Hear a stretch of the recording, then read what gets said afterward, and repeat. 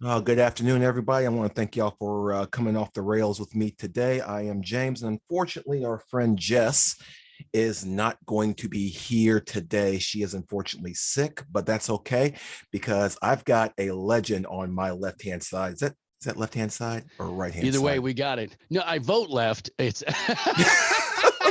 Well, I'm so talking I'm talking about how we're looking on the screen here for those folks that watch us on uh, YouTube. For those of you that can't tell, we've got ourselves a legend joining me oh, today, thanks, man. Yeah. taking Jess's place here. Former rock jock off Mhm. QMF, wrestling And the officiant. Fox and 790 WKRD Sports, You you know, I've name it. I've known this guy. I used to call him this guy's show on Afternoon Underdogs when I was still living in Louisville. It was a shame that show went away, but I am so It was. happy that this guy can join me here today. I've got the legend, the man, the myth, the man that if I could choose to be my best friend in the world, it would be this guy here, Oh, the thanks, legend brother. himself, Tony Vanetti. Tony, I man, thanks appreciate it. for thanks for joining me on the pod today, man, for a You got drink in it. the conversation. You got Shout it. shout out to Tony Baker. I got my other co-host here, Water.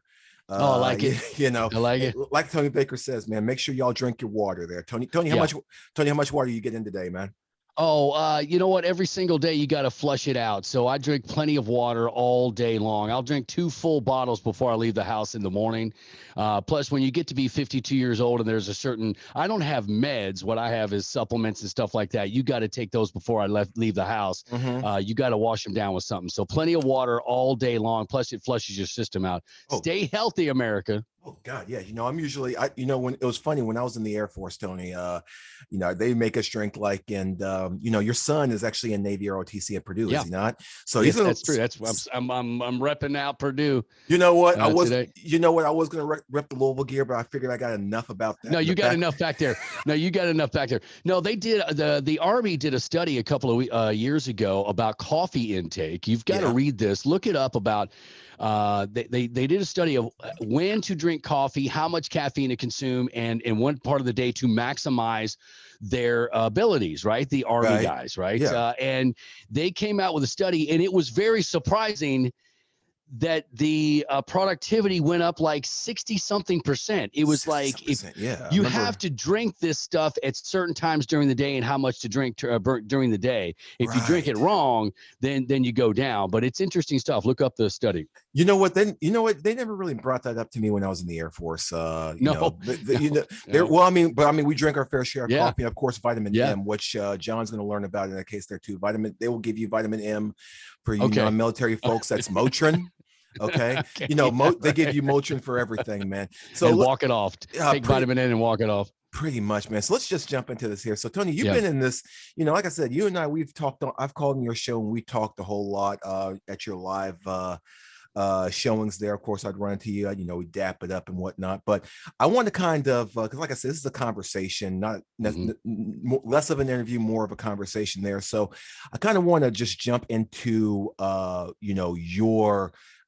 your ascent to be on that same level as Terry Miners there. As a matter of fact, I think you're kind of above Terry in that case there. Oh no, that's. I wish I was. He's a little older than I am, but he's. I aspire to be Terry Miners. He's sort of my mentor the Really? last 20 or so years. I got in the business in the late 1980s, and if you've read a couple of newspaper or magazine articles, I explained the story of running into a guy named Mad Max at a bar when I was 19, and I Really? had snuck into a bar, and he asked me to. He said, can you come down to the station the next day and write some jokes for me? And I said, yeah.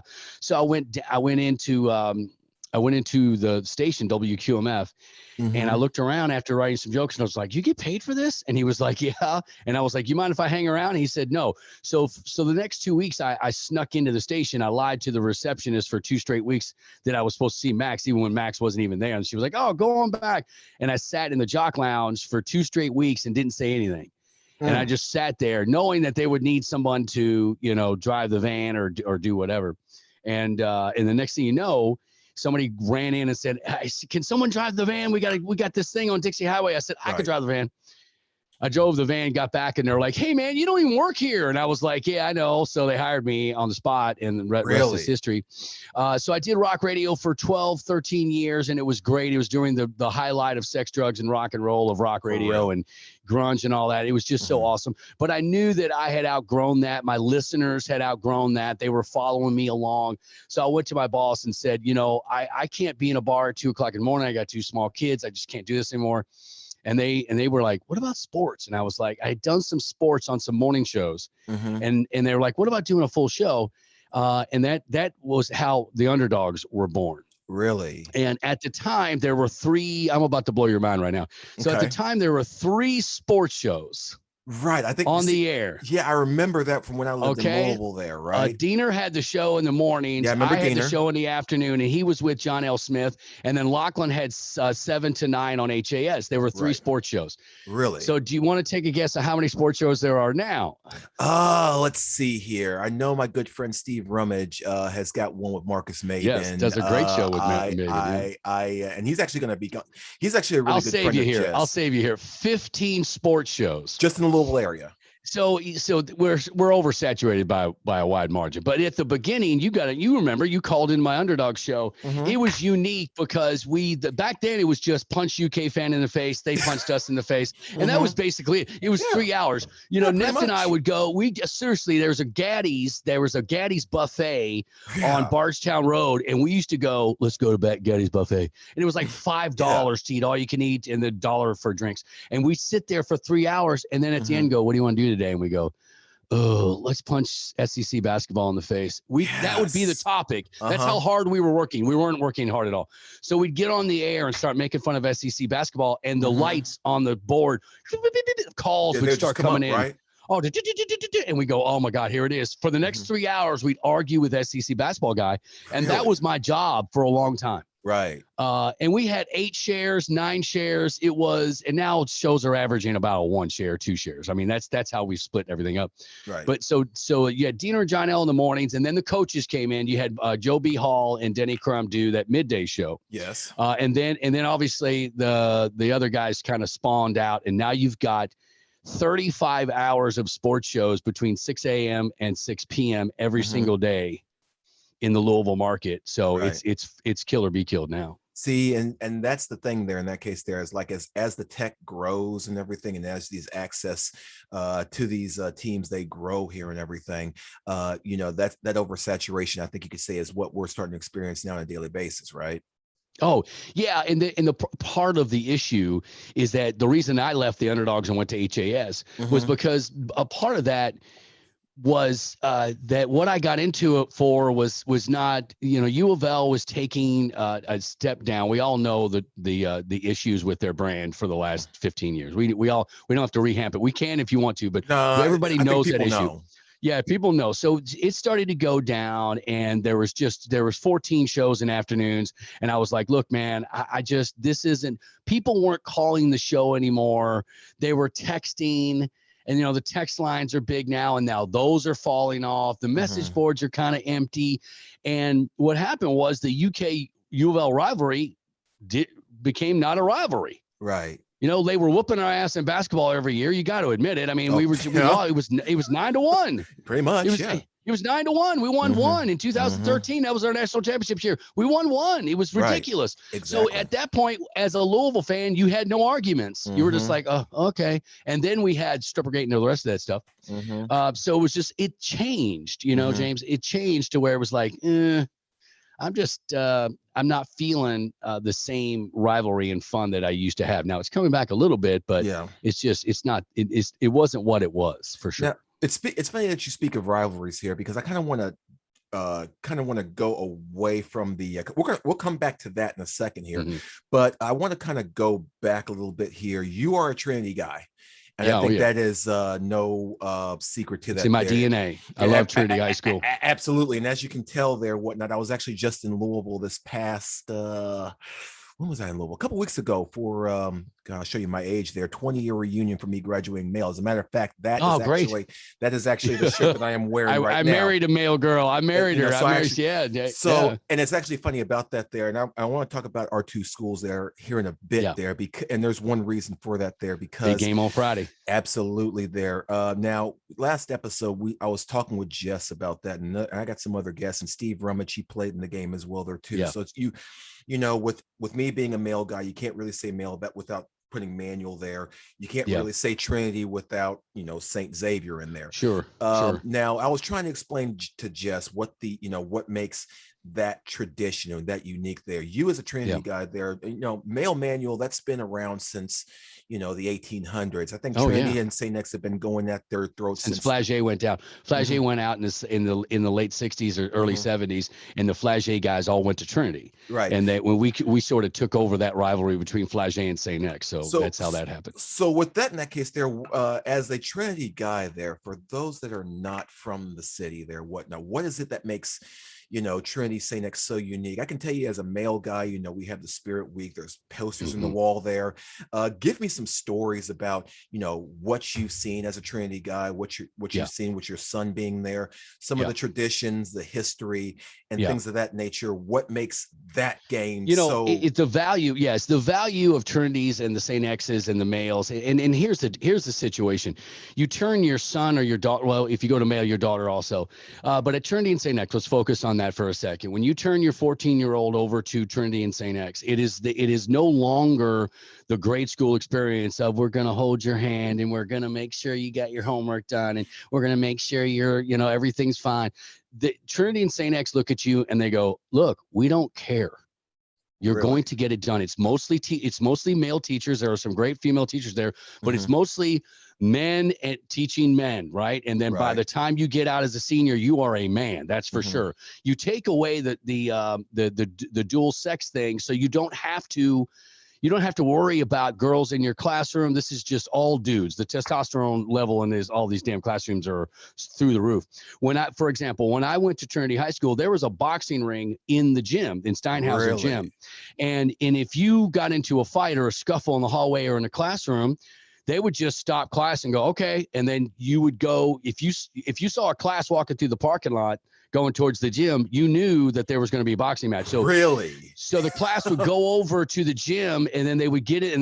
I sat in the stands many a time, they'd put the gloves on and Father Domhoff or somebody would have the whistle and they go, you guys are tough. We're going to box it out. So you put the gloves on and you go bang and the guys boxed it out in the ring. Really? It's like, oh yeah. So, and it was, so people thought, ooh, oh guys, what, you know, whatever, dude.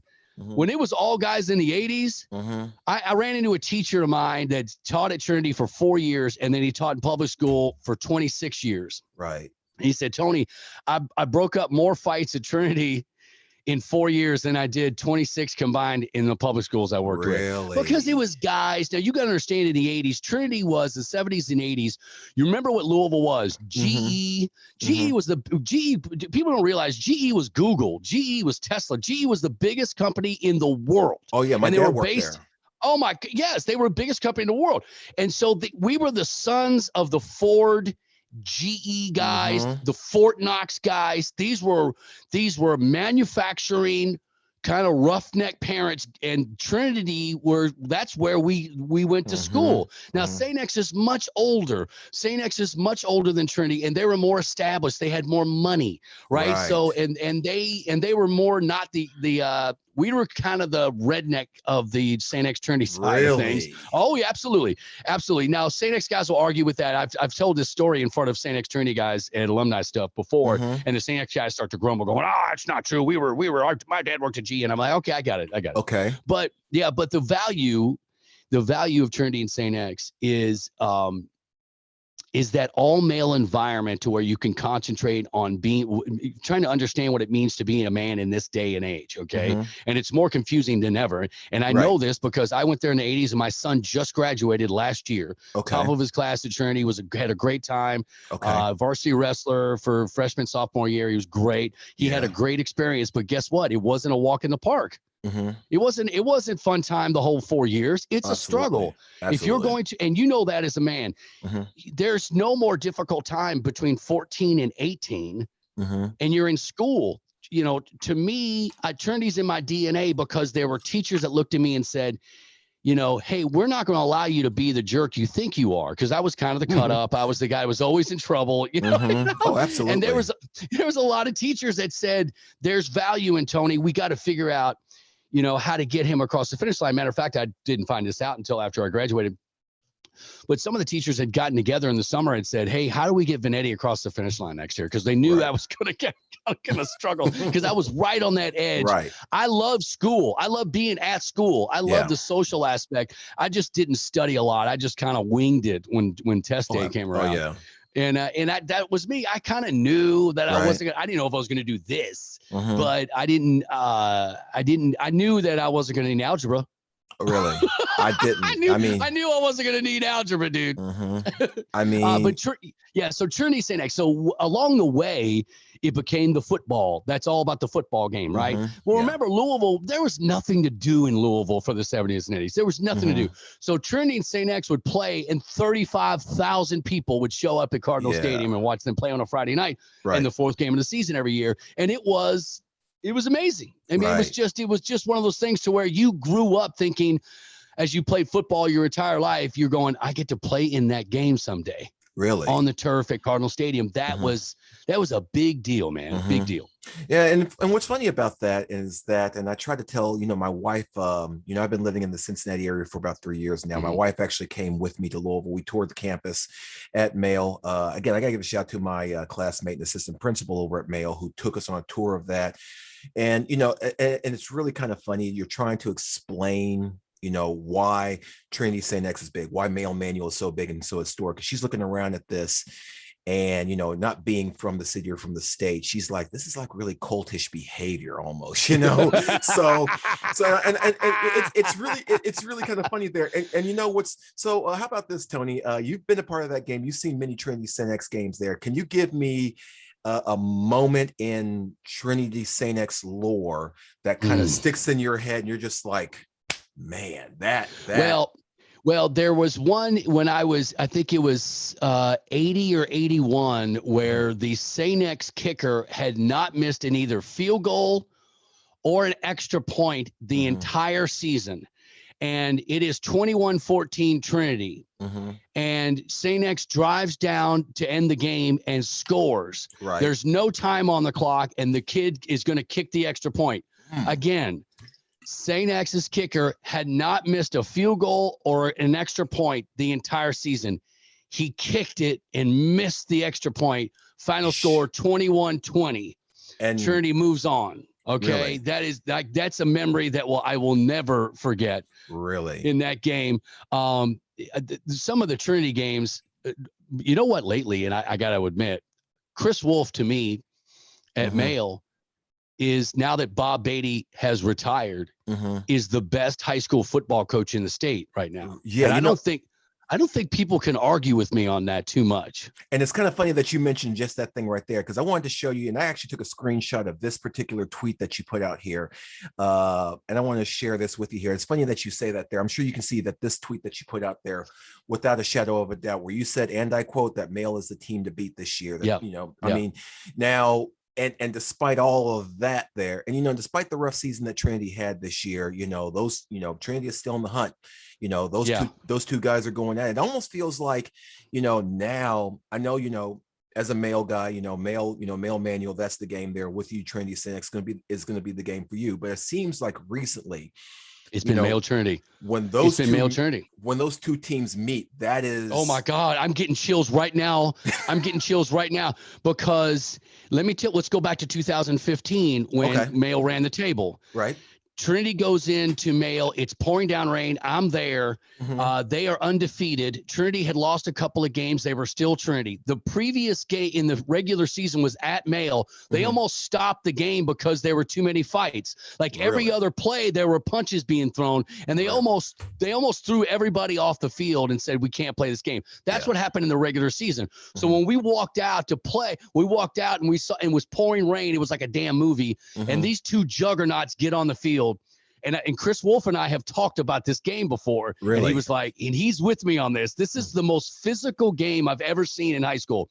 So the play is kicked, the kickoff has happened, and this Trinity kid decleats a kid on the way down from the kickoff team, and literally the cleats go into the sky, and he's pointing in another direction.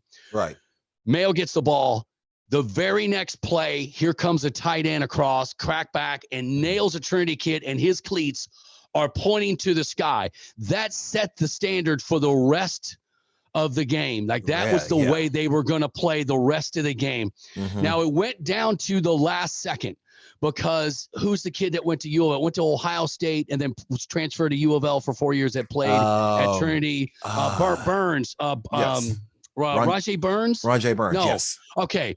Rajay Burns played both ways at Trinity, and you don't do that at Trinity. You play one way. I mean, so that's how good he was. Remember, he carried us. He catches the ball in the end zone to end the game and gets knocked out.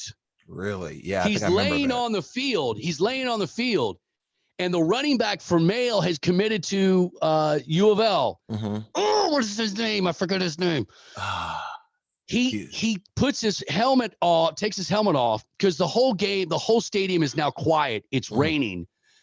And Rajay Burns is on the field in the end zone, and they're about to bring they don't end up bringing the gurney out, but they're thinking about it. And all of a sudden you see this one kid run out from Mail's side all the way to the end zone. Oh, wow. And kneels next to Rajay and holds his hand. Wow. It was like, what am I watching? It was like the two teams had so much respect for each other. They knocked out of each other for 4 quarters. You're allowed to curse on this show. This is uncensored. Okay. All right. Right. They knocked the shit out of each other for 4 quarters. Yeah. And then, but here is this brotherhood. They're both going to play at U of L. Rajay Burns ended up going to Ohio State later, but then came back to Louisville. But they were going to be teammates the next year. He ran out there and kneeled next to Rajay, and I was like, that moment that you can't take away. I talked about this game to Chris Wolf all the time, and he's like, dude, I'm with you. That game is never going to go away. It was just one of those amazing performances. Of course, we go back, to the greatest game of all time. I was going to ask you about that 02 game there, whatnot. I mean, I mean, listen, I left Mail in 2001. That spring there. We had actually beat Trinity my senior year there. They end up getting back the next year. Trinity actually beats Mail, and then 2002, 2003 happens. I mean, is that without a doubt? I mean, outside of that, it's hard to describe if you weren't in the stadium, because remember, along with this game, it's the last football game ever played in Cardinal Stadium. They closed the stadium down because it's getting condemned. Okay. So this is going to be the last football game played in Cardinal Stadium. Before the game, they were taking duct tape out, and they were duct taping the turf on the 20-yard line hash line because it was ripped up, and they were duct taping it to the floor because the turf had worn out so much. These kids were playing on concrete. Yeah. So basically they were playing on a living room floor that was the size of a football field. So when you got tackled, you felt it. You felt it, absolutely, yeah. And it was 2 of the greatest players in the history of Jefferson County going head to head. 2 of the greatest coaches. I mean, Bob Redmond is still, in my mind, he's up there with Chris Wolf and Bob Beatty's the world. The impact of Redmond on high school football is intense. So if you're not there, you don't realize how we all were like, is this really happening? Yeah. At one point, I believe there was 7 touchdowns in a row. Yeah. As in 7 plays, 7 touchdowns. Yeah. Okay. It was incredible. And then remember, Redmond, Trinity was getting them. We were beating Mail's ass. And then Redmond kept going on sides. And usually you get 1 in 7 or 8 onside kick. He got like 2 out of 3 or 3 out of 4. It was like, are you kidding me? They got the ball back. And that's how they stayed in the game. Man, to this day, it'll be, and again, the part of the lore is that it's the last football game in the history of the stadium, and it was 52-51 or whatever it was. Yeah. And the only reason we won was because Bush was so exhausted. Yeah. When he threw that deep ball, it came up short, and the defensive corner for Trinity caught it. A defensive corner for that call there. You know, the one thing, and I and I actually saw Coach Redmond when I went home, not for the reunion, but a few years back. The one thing, and I actually told him straight up there, the one thing that always drove me mad when I was over at Mail, right? And I guess he could do this because I mean, for years he had just so much athletic talent there. He would always kind of stack that box there and basically dare you to throw. Oh yeah. Yes. But Well, okay. And I'll tell you why that changed. So Jeff Brom graduates #1 in his class at Trinity. He's brilliant. We all know Jeff. You see what he's doing at Purdue, right? Well, he goes out and he's the backup quarterback to Steve Young at the 49ers. Mm-hmm. When he gets his playbook, this is the famous story about Jeff Brown. When he gets his playbook, he gets it and he flies out to LA or to San Francisco. It's a 3-hour flight. Mm-hmm. He gets off and he hands the book to the coach when he gets off the plane because they pick him up at the airport. And they said, no, it's your playbook. You keep it. And he goes, no, I got it. He'd already memorized the entire playbook. And this is the most complicated offense up until then. Remember that West Coast offense was the most complicated, a lot of motion, a lot of short stuff. Absolutely. So he was like, what are we doing? So Jeff, when his brother came to Trinity, brought that offense. Oscar knew it, and Oscar taught Trinity that West Coast offense. So that stack the box, 9 in the box, hell, sometimes there was 11 on the line with Redmond. He couldn't run that anymore because they were going to pick you apart. Right. And that's what happened. So the reason that Redmond's 9 in the box had to go, and again, he's famous for that. He probably argues that, gosh darn it, that wasn't the only defense. I guarantee you. That wasn't the only defense I ran. Y'all are crazy. I guarantee it. But that's what we saw, Coach. Sorry. But that's why you had to get rid of it, because the Brahms brought the San Francisco 49er West Coast offense to Trinity High School in the 2000s. Yeah. And I mean, the thing about that is, like, I remember telling Marcus Green when I saw him, I said, I guess he was okay with doing that because, I mean, at least when I was there, there was so much speed that Coach Redmond had on that defense. On that, he's like, you could make up for mistakes and stuff, right? Yeah. And what was funny about that is, and what was funny about that, kind of circling to this game coming up this Friday, I was talking with Keith about this there, and he was telling me, and I remember Keith Cathy, again, classmate of mine, now the assistant principal at Mail. He was sitting there telling me, he was like, James, when you come and see this game again, we were playing manual that night. And he goes, James, I got to tell you, man, this team, right, that you're going to see tonight, loaded.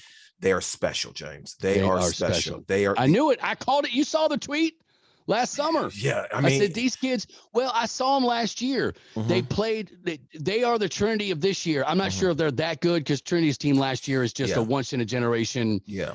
I mean, come on, dude. But they hung with them for a good while in the state game. And I said, these kids will be unstoppable next year. And then James, oh my God, dude! I mean, they are loaded everywhere. He was sitting there telling me, he was like, James, I'm gonna tell you right now, I think these guys are better than that 2000 team that were seniors when we were there. I think they're probably better than the Chris Redmond, Ivan Green team. Heck, they're probably even better than Tony Drivers. No. I'll solve it for you. Yes, they are. I'll solve you for you. I'll solve you, Jade, real quick. Yes, they are, dude. This team would whoop those teams. It wouldn't even. The most underrated quarterback in the city is Shuddy. Really? The kid's thrown for 30 touchdowns and 0 interceptions. Man, wrap your brain around that for a second. He was the starter last year. He's a baseball player. I think he's going to college for baseball, I think. But the kid is the most underrated QB in the city. It's crazy. I mean, 30 touchdowns, 0 interceptions, and they've got not 1, but 2 stud running backs. Oh God! Now I had him in my notes. The 230-pounder that just runs people over and runs away from him. Who's tackling that kid? And then you've got 4 wideouts that are 6'3", 6'4". Yeah. All you got to do is throw the ball up, and they're going to get. Who's covering these kids? And then, it's going to be it's. So James, yes, they're better. And then of course on defense, you've got the kid that just committed to Louisville, Sailor Brown. Brown is the best defensive player in the state, and I'll argue anybody's point. And anybody out in the state in Lexington will argue with me. Sailor Brown is the best defensive player in the state. He's going to Louisville next year. I mean, and listen, Tony, I'll tell you this as well there too. And this is something that, my wife kind of brought up as we were walking the halls there. So we're getting ready to walk towards, of course they have the Mail Manual pep rally that Friday before the game. We walk out there, they have it in the stadium for, COVID reasons and what have you. And, we're walking down the T hall, which is where the barrel is usually kept at there. They actually had it at the stadium. We're walking out there. Of course, Keith Cathy is a former ball player over at Male. He's 6'2", 6'3", and of course I'm barely scratching 5'10". And these kids, these are juniors that are walking down this hallway. Tony, these kids here, they're studs. Listen, and here's the thing. And then I actually got to meet Selah Brown. I actually talked briefly with Caleb Glenn, another kid going there. And I looked up at these kids, and my wife is just like, Jesus Christ, Mary and Joseph, what are they feeding these kids nowadays? This kid, Selah, Tony, my God. So last year's Trinity defense and Males this year, I always have a level of how good are they? Okay, they got talent, that's for sure. But what separates high school teams these days, I'm not going to go in some situation where kids are soft these days. I'm not doing that. Kids are kids, and it's either our fault or their fault. It doesn't matter. Right. What I'm telling you is last year's Trinity defense, you hear play defense. You don't watch them play defense. You hear these kids didn't want to just tackle you. They wanted to hurt you. Yeah. They are going to they want to knock you out every time they tackle you. Male is like that this year. Selah Brown wants to knock you out along with tackling you. So when you go to the Male game on Friday night and you turn around when they're on defense, close your eyes. You can hear them play defense. That's how you know a defense is for real. And then by the third and fourth quarter, the other team's offense, they don't want to play football. Right. The running back doesn't want to get to the second tier because he knows he's going to get lit up and he ain't going to walk tomorrow. That's part of it. That Male is so good this year, but they're also got kids that they don't mind putting it on you. Right. And here's the thing I want to ask you, Tony. You mentioned that Chris Wolf is on that level as far as one of the greats there. What do you think, as being a Trinity guy, we all know that Trinity's got a little more pull that they can do to get these kids in. Male doesn't really have that being public there.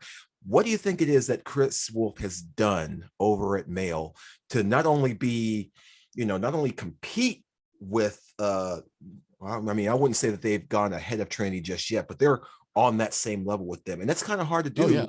I will put that there. I put them there. Absolutely. How are they able to do that? Okay, I'll tell you how. Because Male is okay. Let's break down the high schools in Louisville, and we can do 3 shows on the magnet schools in Jefferson County and how that operates. All right? I'm definitely having you back, by the way, at some point. Okay. They're squeezing those kids. They kept squeezing. They used to split them between manual and Male, the really super smart kids, the National Honor Societies, Rhodes Scholar type guys and girls. Well, manual started to pull away and Male started to take that back seat, okay, which opened up some more spots for Male, right? Right. So I will make the comparison that manual and Male are almost like a St. X Trinity, where manual is they got the upper level academics, not the Trinity and Male. They're the best schools in the state. I can't argue academically, but when you're talking about the nuts and bolts. So manual, they push. So there's manual, Male, and Atherton. Those are 1, 2, 3. I actually had the Atherton principal on my show last week because people sleep on how good Atherton is as a high school. And plus I wanted to celebrate that they actually won a home playoff game in football for the first time in like 72 years. You can't argue with that, right? No. So, but they are a nationally accredited high school and no one talks about Atherton. Let's get back on point. So circle back. Yeah. So manual. So manual started getting all of those, 34 National Honor Society. Male has like 3 now, right. So they started to pull back. So Male started to get a little bit more of those really smart kids, but athletes also. And Manuel gets some of those, but not like Male does. When Bob Redmond left Male, there was a gap. And so what happened? Everyone's like, what happened to Trinity? When did they start being able to beat the Cincinnati schools and the Indianapolis schools? And how did they win a national title? I'll tell you how. Because Bob Redmond left Male. And those kids, Hatcher, Quick, those kids went to Trinity instead of going to Male. Like if that had happened a couple of years ago, Beaumont would have been at Trinity. He wouldn't have been at Male, right? Really? Yeah. So then it started to shift a little bit back when Chris Wolf got to Male. Okay. So it started to shift back. Really? Plus Chris Wolf understands the game. Yeah. He understands getting tough, smart kids, and you got to recruit. Mm-hmm. And you can't argue what Chris Wolf has done at Male. Mm-hmm. Oh, yeah. He had a winning record against Bob Beatty, the greatest high school coach of all time. Nobody does that except Chris Wolf. Nobody does that. He's gonna win his third title as long as they don't screw this up. I love my Rocks, but Male's supposed to win on Friday. There's no pressure on the Rocks. We'll get to that. But that's how Chris Wolf could do it. Is that Manuel started to do that more academic thing, and Male's still an academic school, but they academic school. Now it sounds like Milt Wagner. It's still a school, but they're not that upper echelon that Manuel is. Does that make sense? Yeah, it does. It makes sense there. So I mean, and additionally, as a person that kind of came through that system, I can tell you as someone that went through it there. So when circle back, hop in the Wayback Machine, go back to what, say 96, 97. I'm at Barrett Traditional Middle School. Everybody knows that if you go to Barrett Traditional, right? Yep, you go to Barrett TMS, you go to Johnson, you're going to either Male or Butler. You're going to one of those two places there. So I knew, as a seventh grader, I was like, okay, listen, I'm going to graduate from here, and then I know I'm going to Male. I'm going to Preston Highway. I'm going to Male. There was nothing else in the mind there that I was going to do that there. And it's actually it was actually kind of unique there, and that's why I asked that there, because I was thinking to myself, well, Chris is getting these, Coach Wolf is getting these guys from these feeder schools there. And, a lot of times when that happens, you might get, you might come across a Larry O'Bannon and Montreal Jones and Mike Bush every once in a while. Right. There in that case there. But, it just seemed. Now they're loaded. Now they're loaded every year. Male's loaded every single year. It doesn't matter. And it's exciting to watch them. Again, I piss my St. X friends off all the time because I'm like, the real rivalry is with Male now, not you. And they get, no, it's not. And I'm like, really? It's so much fun. Remember, do you remember just about 8 or 9 years ago, there was a huge fight at Trinity? Yeah, because Bob had shook Chris Wolf had shook Bob's hand too hard, and somebody got pissed off. Bob got pissed off about it. So then the playoff game was at Trinity. It was freezing cold. It was an ice game and all that. And then one of them, somebody moved towards our coach, and a whole melee went over in the end zone. I remember that.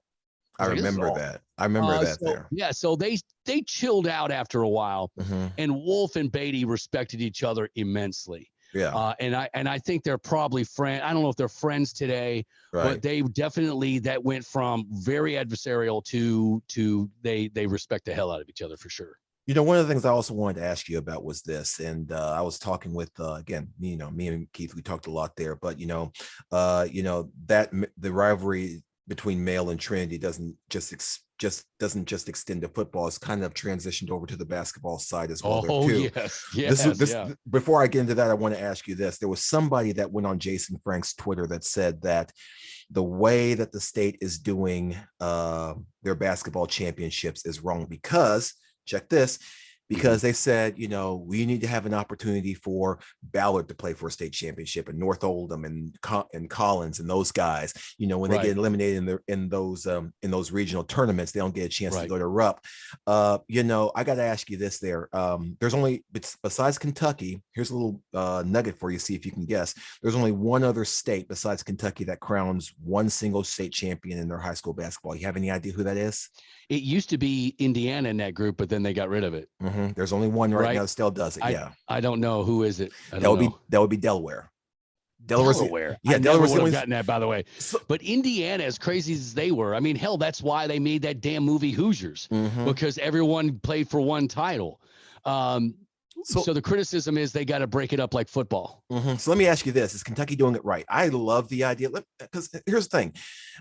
I got a chance to go to Rupp twice with Male. We went in 2000 and 2001, didn't win state either of those times there. And even in those years, you had Larry O'Bannon, Mike Bush, LeVar Carter. That Male basketball team was loaded at that time, and they end up losing to small school my junior year, large school in Lexington Lafayette my senior year.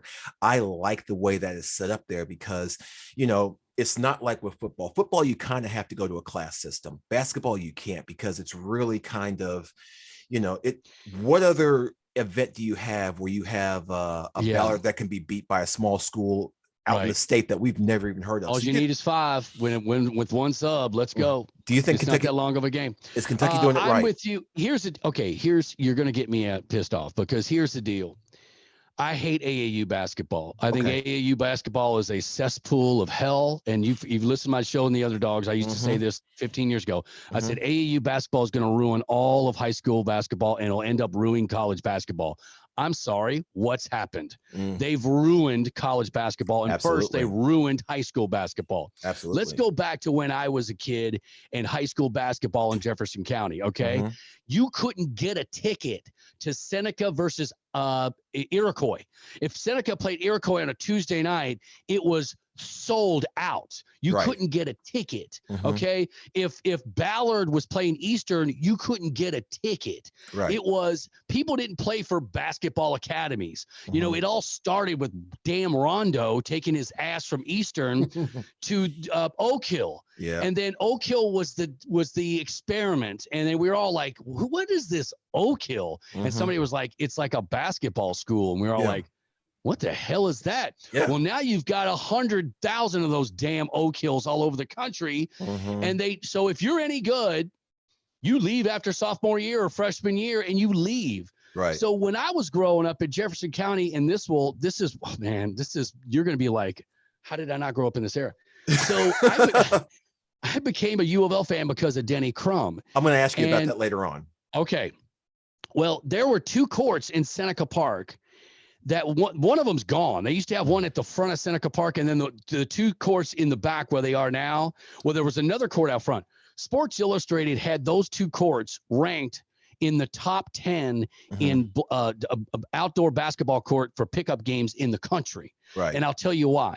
Because Louisville, UK, IU, high school kids, and NBA players would converge on Louisville in the summer. And they go to those 2 courts, okay? And they would play. So, and I'm throwing 2 names out there, so I'm just trying to make an example. Not that they played against you. So it would be like a sophomore Felton Spencer from Eastern posting up Melvin Turpin in the summer. Like, this is what was going on, okay? So you went to Seneca, and you're like, is that Daryl Griffith in a game with the Kentucky Colonels? Yes, that's going on.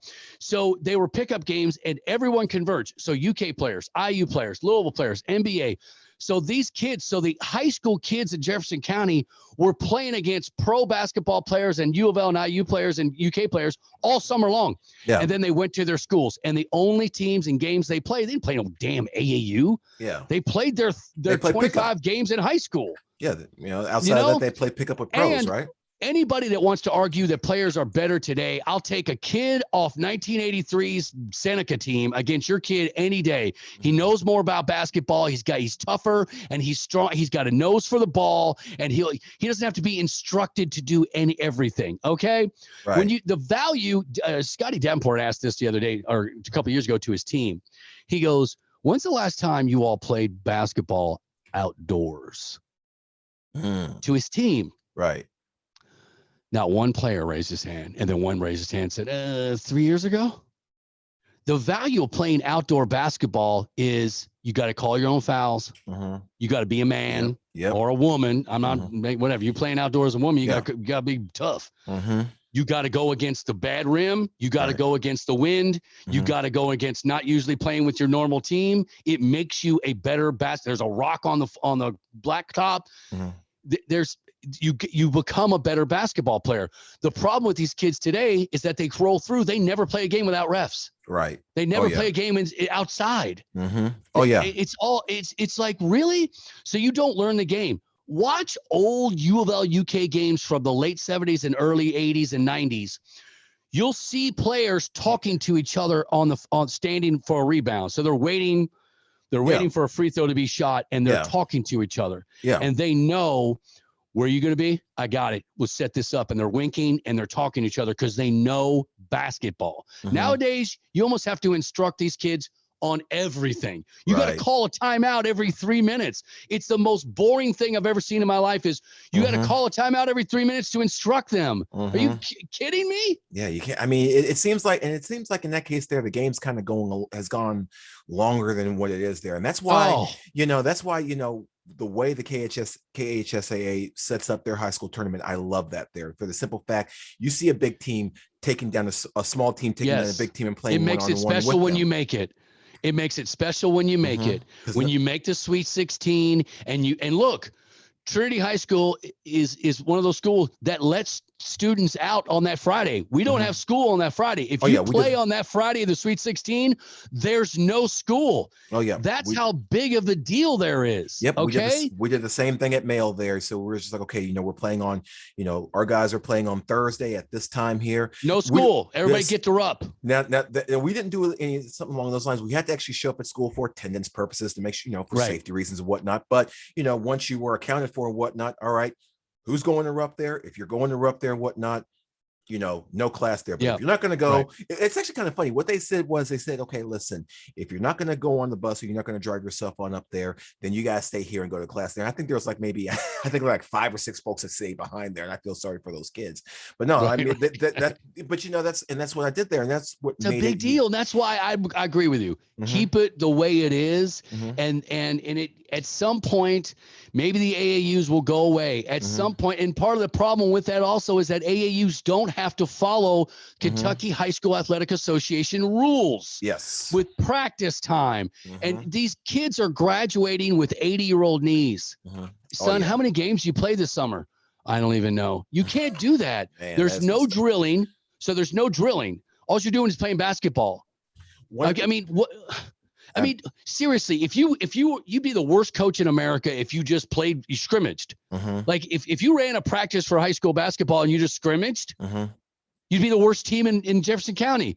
You have to drill. Absolutely. You have to drill. AU doesn't drill. They just play basketball game after basketball game.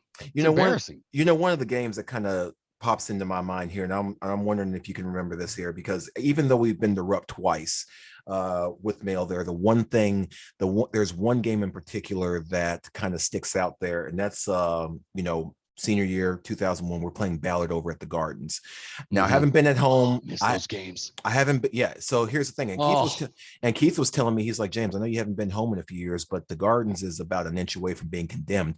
But so I'll take you back to the spring of 2001. So you may not remember this, Tony, but Ballard was nationally ranked that year. Male was nationally ranked that year. Of course, Ballard had Adam Childs, Brandon Bender. They were nationally ranked. And of course, Male, you had Larry O'Bannon, Michael Bush, LeVar Carter. Both of those teams were stacked. We were going to play them in the regular season finale that year. And we were actually going to play them over at Old Male's gym, because if you remember, Old Male's gym was actually bigger than the gym that's on Preston now. My wife graduated from that Old Male's. And Tony, let me tell you something, man. Everybody was hyped up for that game. People were picking out outfits. You would think that we were going to the Met Gala for that game, because we knew it was going to be that big. So Friday rolls around. We're all excited for it there. Dave Wilson, who was the principal at Male at the time, gets on the thing there, says, hey guys, listen, I got some bad news. Male Ballard game's been canceled because Ballard actually played some additional games early in the season. So they missed that. Oh, they couldn't play. There you go. They couldn't play. Yeah, they couldn't play. Which is my point. They don't have to. If you're AAU, you don't have to follow anybody's rules. Well, it wasn't that. It wasn't AAU. It was Ballard. I don't know, but you had a limited number of games. Ballard couldn't play anymore. Yeah, Ballard couldn't play in a year. Yeah. So we were just like, because everyone was looking forward to that. So luckily, the stars aligned, right? Right. So fast forward to the playoffs there. You got Male nationally ranked, Ballard nationally ranked. In Louisville Gardens there. Now, keep in mind, Tony, so awesome. the 6th region was played before that thing. I think it was like Fairdale playing. I think I want to say they were Fairdale, playing. Yeah. And of course, that was at Fairdale with Cork Riggs and those guys on there. They end up winning 6th there. But you go that there, and that's something I want to ask you about as well, there, Tony, because I can tell you, playing a game in the Gardens, right? Larry's going off. He's going beast mode. Mike is going beast mode. We end up winning the region, going to Rupp there. That particular game in that facility ranks higher. There's nothing like it. When I was in high school, I don't know. They used to have double headers or triple headers at the Gardens, and they were all playoff games. So you just, when you bought a ticket, instead of driving out to Mayo or you're driving out to wherever to watch a game or Ballard, you just went down to Louisville Gardens. You went down to Louisville Gardens, bought a ticket, and you sat and watched game after game. Felton Spencer, Tony Williams, Tony Kimbrough. It's just one superstar after another, and you're watching these games, and they're back to back to back. Now, high school football used to do the same thing. The public school kids could play at Cardinal Stadium in the playoffs. That was their reward for making the playoffs, because all playoff games were at Old Cardinal Stadium. So there was double headers on Friday night and double headers on Saturday night. So it was packed watching these kids, and they got to, and it was the reward was we're playing on the turf where U of L plays. So basketball was the same way. And I don't know why they changed that out. Well, Louisville Gardens got condemned, but I don't know why they got away from that of just double stacking or three stacking playoff games to where you win, you go on, you lose, you go home. And then it garners more people. Then you're not splitting people up. You know, and then they built that gym out in Valley. I'm happy for the Valley High School, but now you're, you know, I remember Trinity and Ballard playing. They're the two best teams in the state. The winner goes home. Right. The other one goes to the Sweet 16, and the game is in Valley. And you got to make a 30-minute drive there. You got two East End teams driving to the Valley, and I'm like, how does this make sense for crowd and money?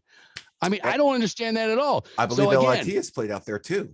Happy for the Valley High School, but understand the Valley's got nothing going on right now, except for they built that arena. It didn't help. I love my Valley people. I love Southside. Love my Southside people. All right, Southside, love them. But there's nothing going on. They'll tell you that. Nothing going on in the Valley. They got a Myers. They got a Meyer and a basketball gym. Pretty much, right? So, you know, so to kind of move on to something else here. I know that you came along. Of course, I was born in '82, so I mean, what I'm gonna try and go towards here was Howard Schnellenberger, right? I grew up. My mother will straight up tell you, my dad raised me at Old Cardinal Stadium and Freedom Hall.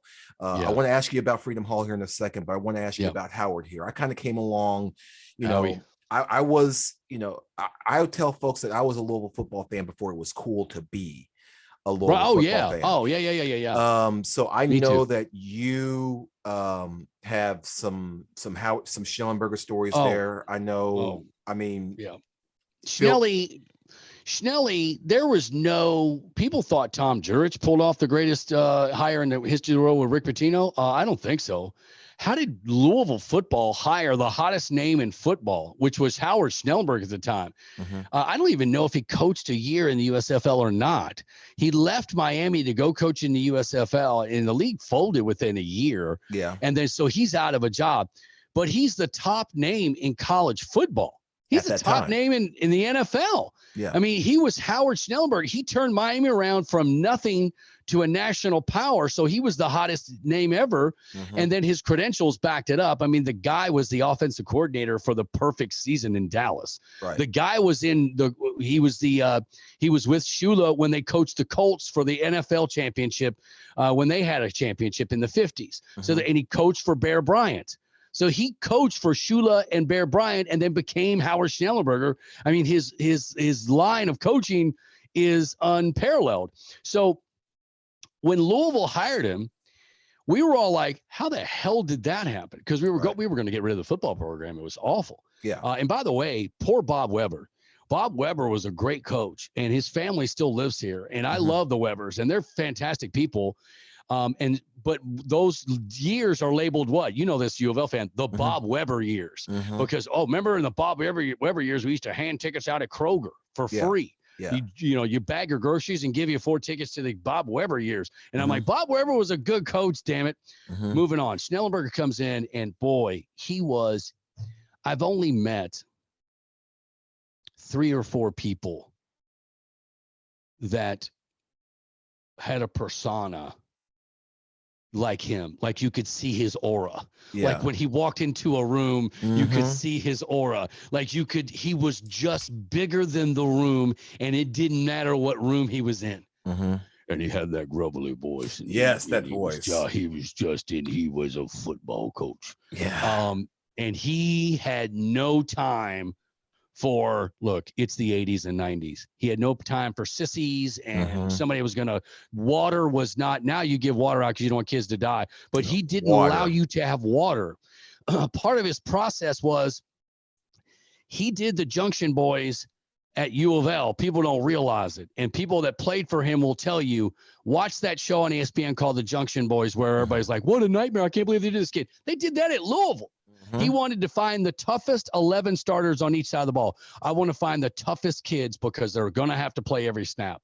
So he would just beat on these kids. And they were, if you look at those era of kids, they chew nails. I mean, these kids were the toughest kids. So Schnellenberger comes in, and Schnelly had a pattern. Okay. So he would bring in a class. He'd get lucky and he'd bring in a class, and he was the Miami, he was the South Florida pipeline. We started getting South Florida kids.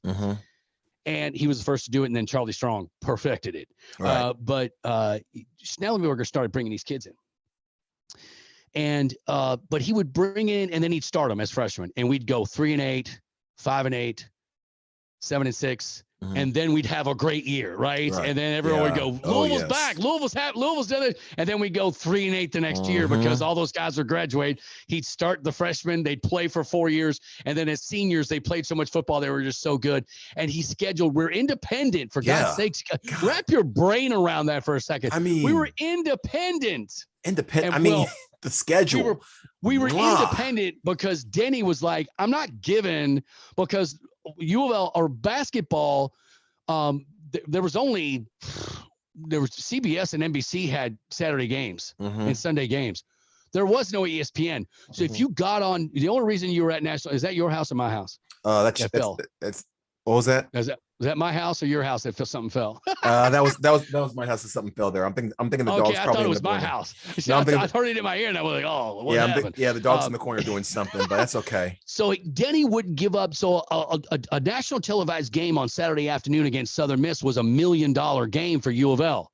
Okay, this is when the budget was $15 million a year. The whole athletic budget at U of L was $15 million.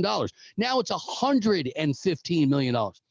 So when you're talking about getting paid $700,000 or $1 million for a Saturday game against Southern Miss, you don't want to get into a conference where you got to split that money up. Right. Okay. So Denny was like, no, we're fine, because the Big East came calling, and Denny said, no, we're fine here.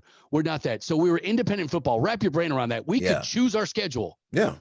We could choose our schedule every year. It was unbelievable. So Schnellenberger ain't shy of playing nobody. Yeah. Nobody. And wait till, have me back on the show, and I'll tell you the real story on how they got Louisville and Alabama in that damn game. Okay. Oh yeah. So because I know the whole backstory and everyone, and let me tell you, Bill Olson, the AD, will tell you what happened. Okay. Yeah. Speaking of Bill, did all that without Bill Olson even knowing about it. Speaking of Bill Olson there, we got Governor's Cup coming up this weekend here. I was going to try and make it home for that there. I mean, we're working out logistics for that there. And I remember, I was playing in a church league as a kid, and my dad picks me up in this black Dodge Ram van, old school there, old school conversion van. You know which ones I'm talking about there. You've seen them all the time. Yeah. And, I think it was Van Vance, who a name I'm sure you remember there. Love Van Vance. Yes. He still wears those terrible silk 1970s shirts today. Love you, Vance. And so here's the thing. He comes on the radio, and he's going on about, breaking news there. Louisville, Kentucky are meeting will be resuming the football series for the first time in 70 years. As a matter of fact, Tony, I'm going to show you this real quick. Okay. Yeah. Cause I was there that year. I was in Lexington for that game. It was incredible. Like, we thought we were going to whip their ass. This here. Let me show you some nostalgia here and whatnot. This is all right. Let me see it. So, because I was there. This here, if you remember. What is that? Is that the first one? From the first one, sir. Yes, sir. I don't know if you can see the date on there and everything. That's September fantastic. 3rd. 94. September 3rd. I mean, it's still got the, and if you remember from this pennant here, they actually had One for Louisville fans and one for Kentucky fans. Of course, I got the one from Louisville Yeah. fans. And, my dad was really big on that there, and I just made a mess in my corner there, but that's okay. We're not talking about that Well, right now. Kentucky fans, we had Buzz Baker on once, and he pissed us off so bad. I ended up calling him afterwards going, where the hell did that come from? Really? He goes, man, I'll tell you why we even played the Governor's Cup. He was doing that Buzz Baker thing. You know why we played that Governor's Cup? He goes, we didn't think you were going to get your stupid stadium built. So we're like, we'll sign a 4-year deal with y'all. We'll kick the crap out of you for 4 years, and then we'll stop this damn talk because you ain't gonna get your stadium built. And Dave and I, or maybe it was Neft and I can't remember who was on the air with me. And I was like, what the hell are you talking about? I think he started the conversation with it was a mistake playing Louisville because the advantage was all Louisville. His point was playing the Governor's Cup raised the awareness of U of L football, and it raised them up to the Kentucky level at that point because remember they were in their ivory tower and we were just on Floyd Street. Right. And looking back, an older, wiser Tony Vanetti, he's not wrong. He's not wrong. The game on national television, especially when we started kicking their ass every year, people forget. For a long time, Louisville owned that game. I mean, hell, we won 5 in a row recently. Kentucky fan loves to forget that. Yeah, that we won 5 in a row. We put about 10 guys in the first round in the draft, and hell, Charlie pulled our starting quarterback so we wouldn't embarrass you. And then the next thing you know, we sucked again. That's why I love to tell Kentucky fans. I'm like, okay, you're 6-0, love you, but you understand you're going to suck again in like 3 hours. Yeah. I mean, we're not Alabama. We're not LSU. We're not Michigan. We're in those schools struggle, but that was the game plan. Right. For UK was they're never going to get their stadium built. We'll make them play at our place. That's how much Schnelly wanted to play the game. Yeah. Fine. We'll go to your place for 4 straight years. Yeah. And it was a big deal. Now, you're too young, but we're covering the Governor's Cup. The reason the value of having it at the first game of the year was that you could build it up all summer. Yeah. And then lead into the season. And then you had that golf outing where the Governor's Cup got everyone from U of L and everyone from UK together in one room. And let me tell you something.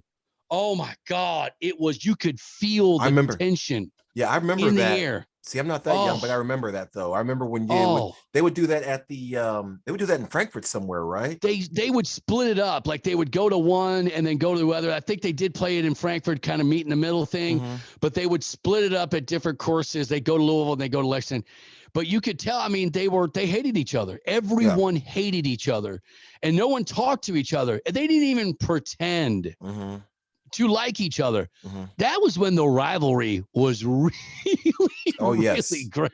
I remember that. I remember those first games there because again, like you said, I got the pen. I was there with Dad.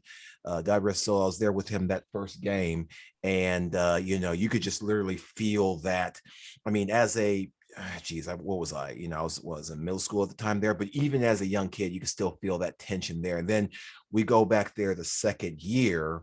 Howard leaves after first year. Ron Cooper comes in, and I still don't understand the Ron Cooper hate there. Yes, he wasn't a great coach, but keep in mind there's 2 things that people tend to forget. Number one, he beat Nick Saban when he was at Michigan State with that team, and that number was two, Chris Redmond. That was the Chris Redmond coming out party. And then also. And then let's also not forget, unlike Steve Crackthorpe, he actually went to UK and won and beat those guys. Let's just call it what it is there. No, that's true. That's true. Cooper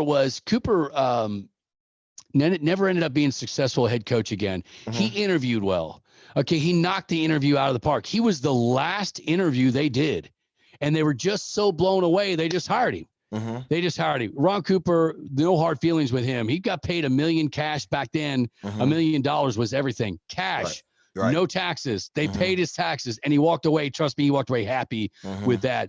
And he ended up being a secondaries coach at LSU or Notre Dame or wherever. Yeah, but great guy. I love Cooper. He got in trouble for those the naked golf scrambles. Remember that?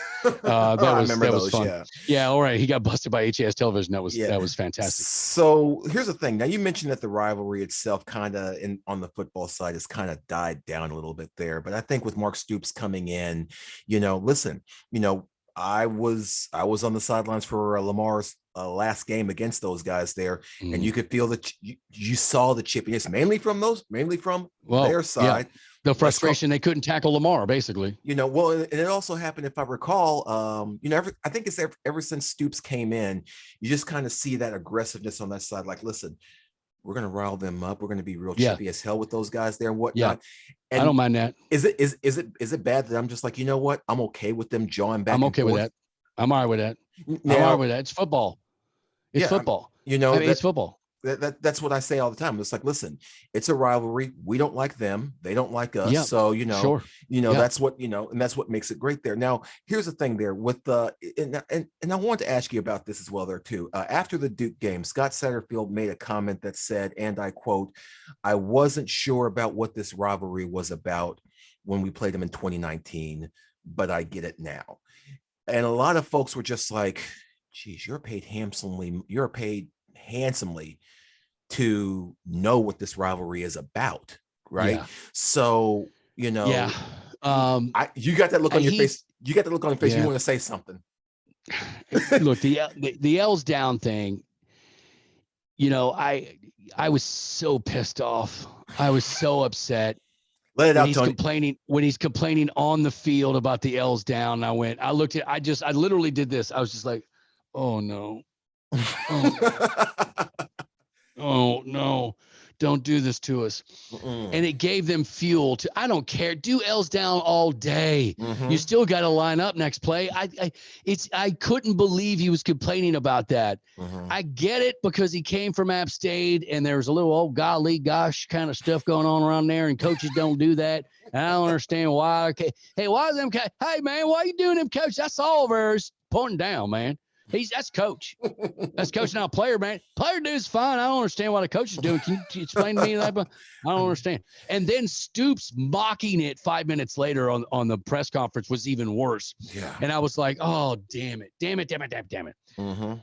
Okay, jury's out on Satterfield. I can't make a commitment either way with that.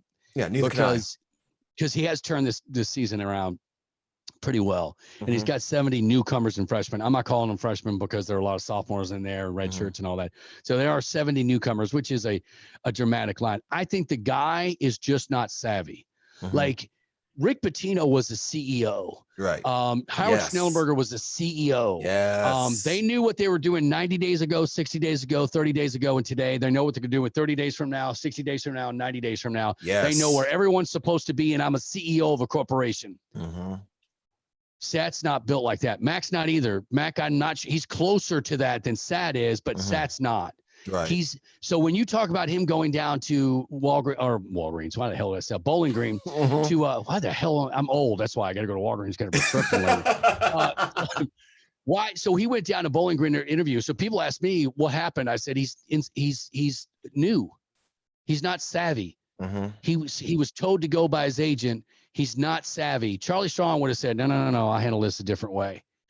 Charlie would have handled it a different way. I mean, look how Charlie handled Tennessee and Texas and Louisville. He worked everybody and got what he wanted and never lost the fan base. Notice that. Yeah. Charlie never lost the fan base through all that BS. Okay.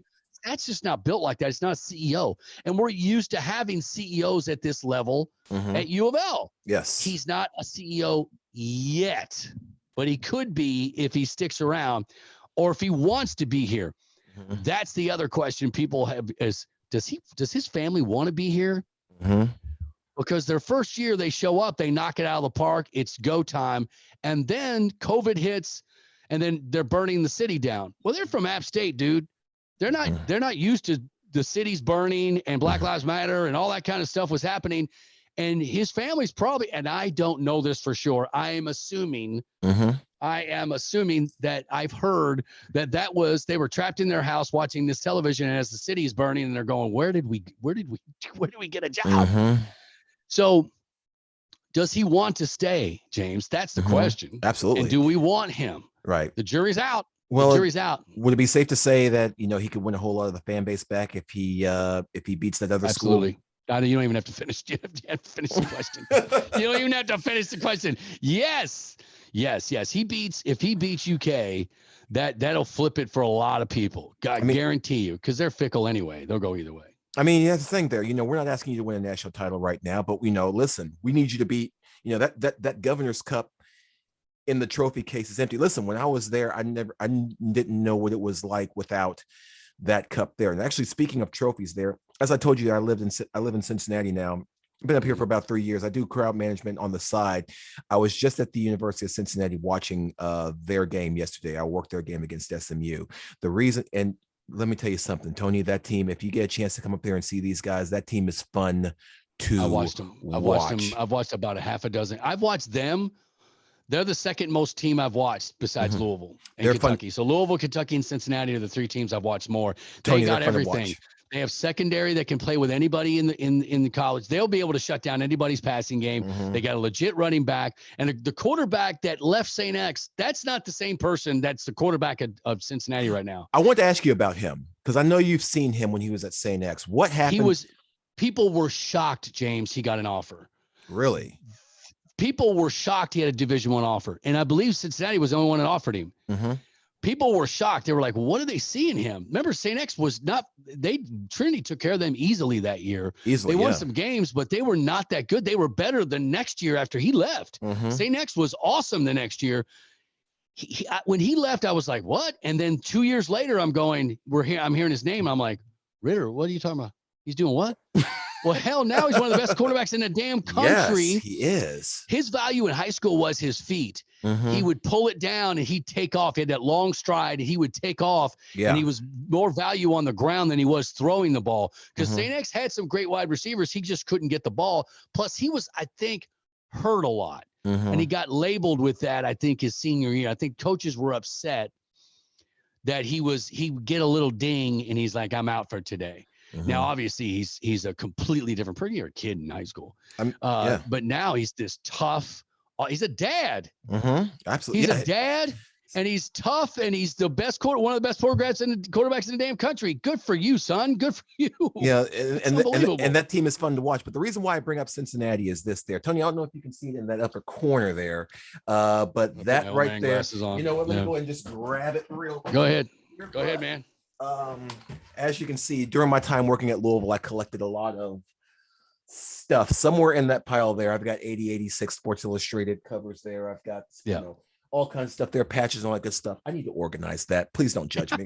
But no, don't organize it. Leave it just like that. But the reason why I bring it up there is because of this right here. I don't know if you remember. I don't know if you know what that is there, right? Is that the keg of nails? They gave last game Louisville and Cincinnati played the Bridgewater game where you know God, cold, so funny. cold, rainy. Where he was doing where he was kneeling down, warming up, and he did the Cincinnati, and he did the UC chant. He did the Cincinnati chair. Does this game need to come back? Oh, there's no question. Cincinnati and Louisville need to play. I would love for them to see Louisville IU play. I would see a regional matchups play. How are we not playing Jeff Brom at Purdue? He's not going anywhere anytime soon. If Jeff Brom leaves Purdue, he's going to go to the NFL. So he's not going to go to a college team. He's probably going to jump to the NFL OC or a head coach or something. Right. But why aren't we playing Purdue? We've got to lose these. In basketball, we could do a whole show on basketball's U of L's trash ass schedule this year at home. It's absolutely trash. It is. Look at Kentucky's empty stadium. Fans in this state are tired of paying money to see you play Detroit Mercy. We're not paying anymore. Look at the crowd. They're like, no, I'm not paying this. I'm not going to this game anymore. I watch it on TV, and now it's even hard to find on TV. But Cincinnati and Louisville need to play in football. There's too much history there. And you got to give them credit. We left them behind when we left the conference. And they openly said, we're kind of happy in this league. Go do your thing. We're pretty happy here. And they built it. They've had 3 or 4 coaches that have gone on to great things. And they keep rebuilding. And they should get a shot at the title this year. Well, additionally to that there, like I said, looking at this keg here, I think. By the way, what was the score of the SMU game? Oh, geez, 48-14. Okay, they blew them out. Okay, God, Jesus, a fan in the stand said that SMU was participating in the necrophilia challenge because SMU may have been dead, but they're still somehow getting You get the idea. Look, Stop it. I mean, this is what fans are saying there. Listen, when you get that liquid Oh boy. courage in there and whatnot. Yeah, I'm with But I you. mean, listen. This game Yeah. needs to be played because I mean, listen. I think it was I think it may have been Rummage that actually said it there that the keg of nails is too manly of a trophy not to be played for. I mean, No question. I mean, how many? No question. They got to play that game again. They got to play that game. I mean, you know, you got cups, you got bells and whatnot, but you don't have any other, you know, you don't have a keg that's used to ship nails. I mean, how tough? I mean, how much tougher do you gotta be than that there in that case there? So real quick before we wrap up there, man, we've been going for about an hour and a half. Look, Tony, I got to have you back on. Okay. I gotta have you back on here at this point there because I mean, you and I, we could share, you know, all kinds of stories and whatnot. I got Denny stories. I got Schnelly stories. I got Rick Pitino stories. I got Tom Jurich stories.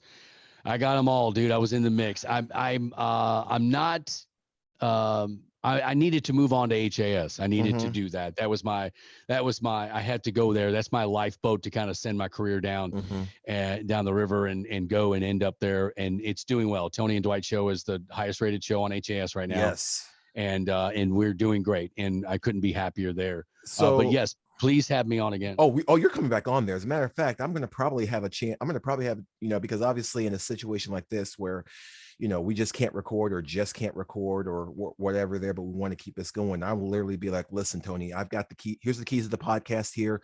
You take over it here. I've got this podcast is yours. I've got pipe bombs, microphones, landmines with your name on it. You can't do this on broadcast radio, right? But you can come on here. I want to say to you, thank you for calling into the Dogs all those years and adding the value to my show. When that thing was just bigger than life, it was just humongous. Look, you don't get 15 radio shows between 6A and 6P now if you don't have the success of that Afternoon Underdogs and the Coaches Show and Lachlan doing his thing. When we were making so much money and getting high ratings, that's when other people are like, hey, I want in on that. So and now you've got great shows. I think Sweeney's great. I think Marcus Maven and Rummage do a great, fantastic job. Diener's fantastic. Nick Coffey in our morning show, he is solo for 3 hours. He's fantastic. Yes. He gets better and this is what I tell everybody about this business. If you get better just a little bit every day, I can work with that. I'm like, okay, if you got better from your first day to your second day, then you're meant for this. If you're the same jock as you were a year ago, this probably isn't for you. Right. If you're not improving. Nick Coffey gets better every day, and now he's just kicking straight up ass. So listen to him in the mornings. If I can get a chance to do that on iHeartMedia real quick. So I want to close out with this here, and I want to probably touch on this with Jess when she comes on here, because you both have Italian blood coursing through your veins here. Yes. She's Italian. I love it. Yeah. Absolutely there. So, tell me about, and we'll kind of wrap with this here. Tell me some, because if you recall, when I was in the Air Force, my longest duty assignment was in Italy. I spent 4.5 years in Aviano. Right. Fantastic. Yeah. I was in the heart of that there in that case. So when I wasn't serving the country, I'd leave base, go to the spaghetti house and get the real stuff, not what you get at Olive Garden. Right. I guarantee. Never been in Olive Garden. There you go. That the real get that. No offense, Olive Garden people. I'm not gonna, in case you're a sponsor. Nothing wrong with Olive Garden there or anything like that there. But I mean, it's not. There's that, and then there's the real deal here. So tell me about. Tell me about some tradition, some family memories that you had either growing up or now that you have with your wife. Well, I will tell you this. I'm Italian and Cuban. So my great grandparents on each side. You got both. So my great grandparents didn't speak English; they spoke Spanish, and then my other side spoke Italian. So I thought everyone grew up like that. So I thought everyone had both sides of their family that didn't speak English. Okay, I just thought everyone had heritage like that.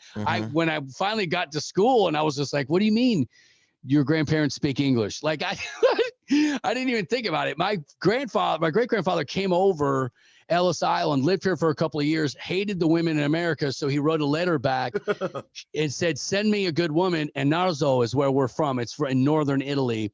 He met her. Yeah. He met her on Ellis Island. They got married on Ellis Island and were married for 76 years. He was a baker for the Sealback and for the Pendennis Club. Okay. He was a baker for both those places.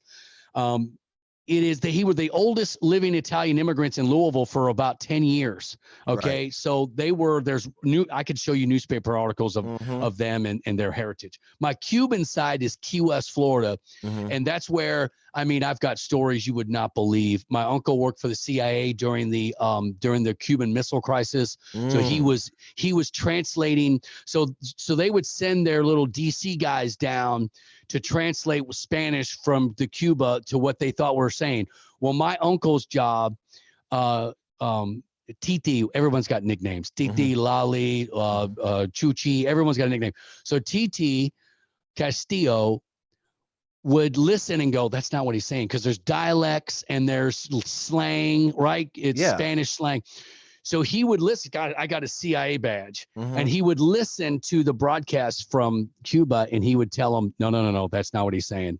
This is what he's saying. Yeah. So that's his job for the CIA. He was a civilian working for CIA. So traditions I got on both sides. So we do an Italian Christmas and we do a Cuban Christmas, and they are the food. The authentic stuff is what you're talking about. Oh yeah. When you're talking about gravy, you know, if you tell an Italian, hey, we're doing gravy, who's making the gravy? That's the sauce. That's spaghetti sauce. Yes. Okay. Yes, sir. You make your own pasta. You make your own pasta. You make your own gravy. You bake your own meatballs. The closest thing I could see, lots of pasta does a pretty good job in St. Matthews, but besides that, you got to make it your own. But we switch back and forth, and I love my Cuban. The molletes and all of the rojo veja is all of that, and the Italian side. I feel lucky that the blood churning through my veins are Cuban and Italian. I mean, those heritage are very proud people. That's why I'm a little upset sometimes. I get emotional. Listen, if you want to get emotional on this, listen, this is the reason why we do this stuff here, right? Because, we don't, listen, here, like I said, we go off the rails here. That's the reason why it's called that there. But listen, here, you come on here, you say whatever you want there. You're not, I mean, we're a pod, right? You come on here and like I said, Tony, I got to have you on here, and I might, like I said, have me back. I got to go get my daughter from the damn store. Real quick, she's up there with her friends. Yes, real quick, Tony, to close us out there, whatnot. We always do this every time. You know, the folks that are listening there, how can they follow you there? How can they track you down? Tony Vanetti at Tony Vanetti, Vanetti on Twitter. Facebook friends, I'm maxed out on that one. But listen to me on News Radio 840 WHAS from 9 a.m. to noon. We talk about everything from sports to entertainment and only local politics. We don't talk about any national politics. It's too divisive and people are stuck in their camps. Locally, people will go against the DRR because for some reason they'll do that. When it comes national politics, they don't go over the other side or have common sense. So please listen to that show. I appreciate your time, James. And of course, you guys can follow us here. Instagram, Off the Rails, James and Jess is our Instagram. Twitter, I'm the Mr. James King. You can follow me on that if you want to, but I'm not talking about a whole lot of stuff. Sometimes Tony responds back to me on that thing sometimes. Yeah. Sometimes. So, I'll mention him on that. I get lost. I'm on Facebook, but I mean, don't follow me on Facebook because I don't talk about a lot of stuff there. Tony, listen, man, I know you got stuff you got to do, man. Thank you so much for coming on, having a conversation with me, man. Listen, you're coming back on. I want to meet Jess. I want to see Jess. I know her from somewhere, but I don't want to see her again. Oh, there's no question about it, man. You're coming on there. There's no question about it there. Just let me know, brother. Hey guys, thanks for listening on everything. Tony, thanks so much for coming on there, man. I'll see you guys, man. Thanks, guys.